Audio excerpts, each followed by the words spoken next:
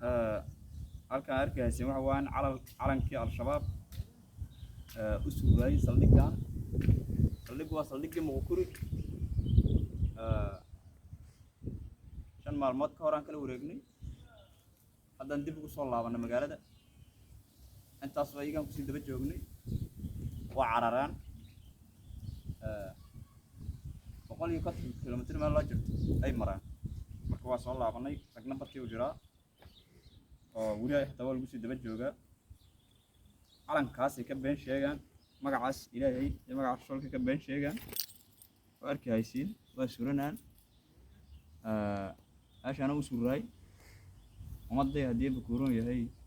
meeshaan ku caraaf jiraan alxamdulillah waa laga wareegay waxaan ii sheegay Soomaaliyeed markaas aad arkaysiin waa magaca ilaahay iyo magaca rasuulka beenta ka sheegaa oo ilaahay baan aqoonay rasuulkiisa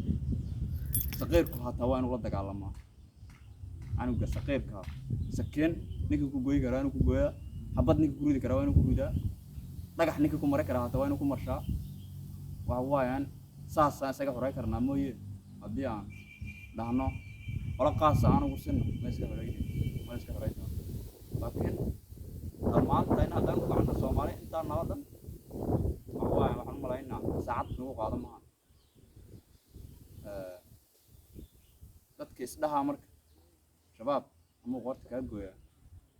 ama ku dila ama saas ku yeelaa dadka isdhaha shabaab shakadiisu waxa aan weesh biray dib uga ku qoos qaata shaka noocaas u wada qofku hadda oo gol maraa oo qofka kale uu ka raadsana asagana biriyo wax rabaa in uu ninka la yiraahdo oo biraa ama wax rabto ka fasho maana dadka dhamayso mid waa hal mid oo dadka dhameeyo qofkaan uu dhaafa barga qofkaan uu biri oo birayna asigu biri soo noqon waa birayna qisaas la ligeed qof kasta saqiir baha ahaatee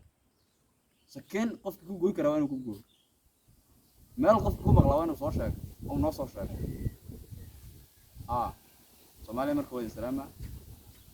marka soo dawladda calaamada ka joogtaan markaas ayaga oo wahabiyada oo al-shabaab Iiraan aan iska dhacanaysa saqiirkii Buruwayna way islaama